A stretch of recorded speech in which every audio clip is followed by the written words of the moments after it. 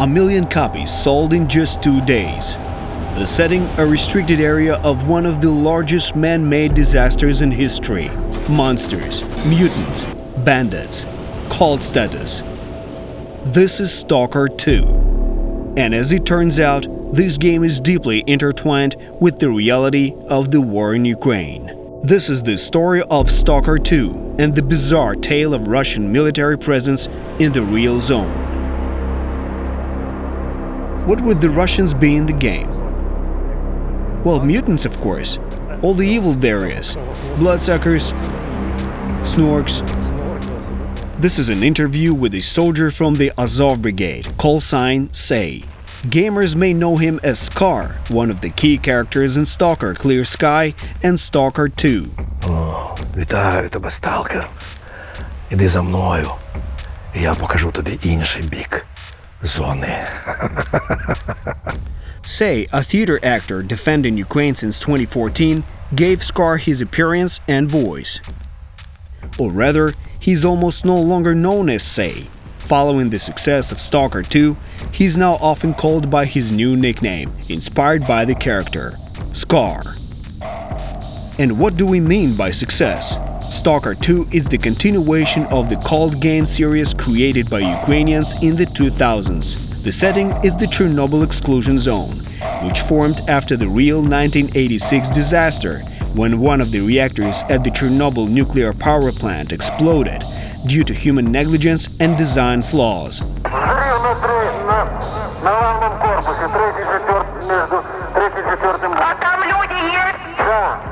This caused a radiation leak, creating a 30-kilometer restricted area around the plant that froze in time since 1986.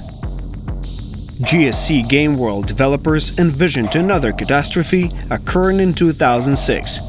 This hypothetical disaster altered physical, chemical, and biological processes, creating anomalies, artifacts, and mutated creatures. The Stalker series became a global hit. The sequel to the legendary shooter was announced years ago, but delayed multiple times. You gotta be kidding me. Really? Again?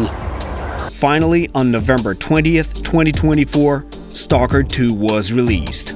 It took just 2 hours to reach 100,000 simultaneous players on Steam, the largest gaming marketplace. 1 million copies sold in 2 days.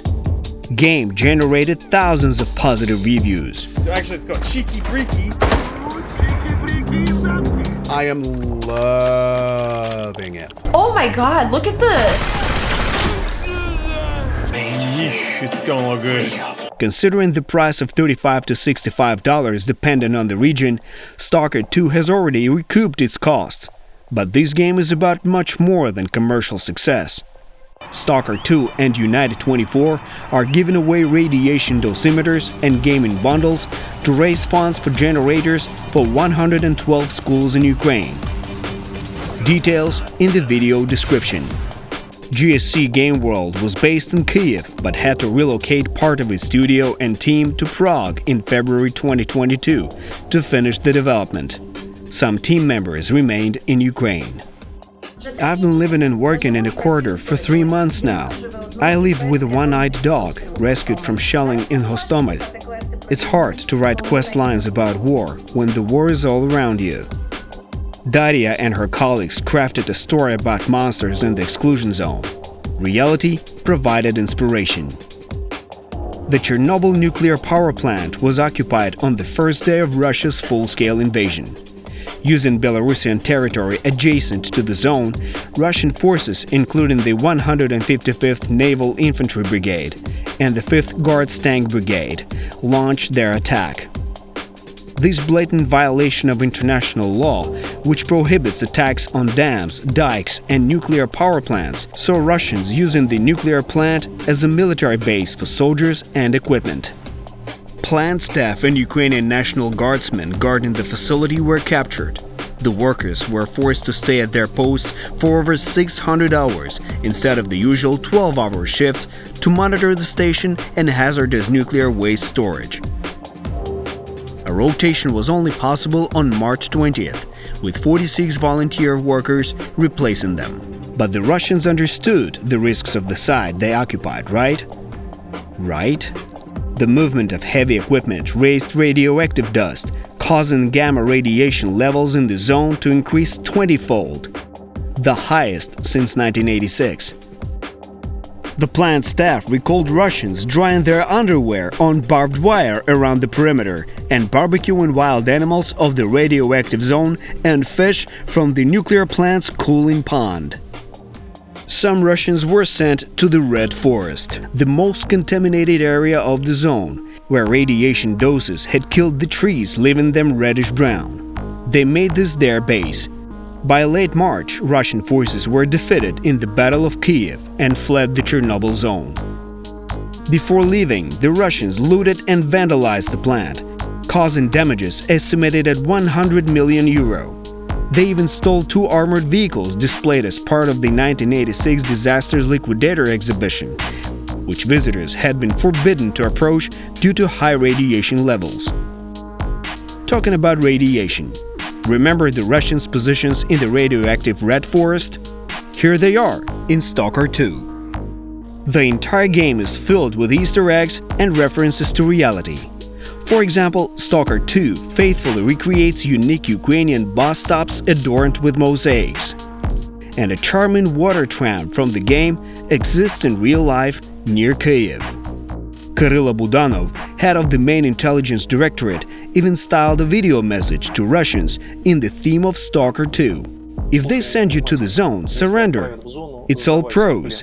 Not only will bloodsuckers leave you alone, but you'll also learn some Ukrainian. The game's playlist includes over 400 Ukrainian tracks spanning all styles and genres. For instance, it features the post-punk track Kasseta by Satsvit, which topped Ukrainian charts after defenders of Mariupol from the Azov Brigade used it in a video montage.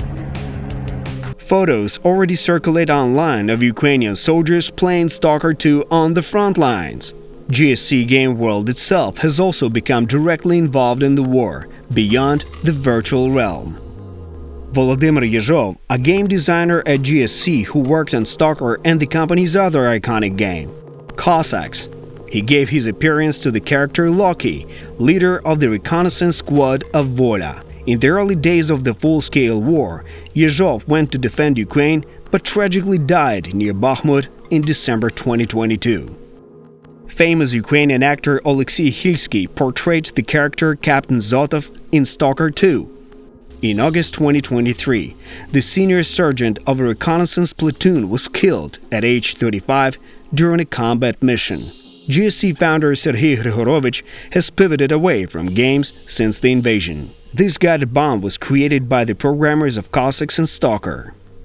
Additionally, Grigorovich promised to give away his Rolls-Royce to whoever destroys the Russian frigate Admiral Grigorovich, so it no longer disgraces his own surname. The proceeds from Stalker 2 are also pledged to the Ukrainian armed forces. For months, GSC's website has featured a link to United 24, GSC Game World, alongside esports team Navy and the MK Foundation. They purchased 100 vans for the military. Incidentally, the founder of the legendary Ukrainian esports team Navy, Oleksandr Kokhanovsky, also fought in the Kharkiv region. According to him, gaming experience from Counter-Strike proved useful in combat. It's no surprise that Russians dislike all of this. In their Telegram channels, they offered money for negative reviews of Stalker 2. Hackers also leaked developers' personal data with comments like, "We need a missile right here." GSC has banned sales of the game in Russia. Anton Gorelkin, deputy chairman of Russia's State Duma for Information Policy, even claimed that purchasing Stalker 2 constitutes a crime and state treason, punishable by real prison time. Ukrainians responded with leaflets on the front lines.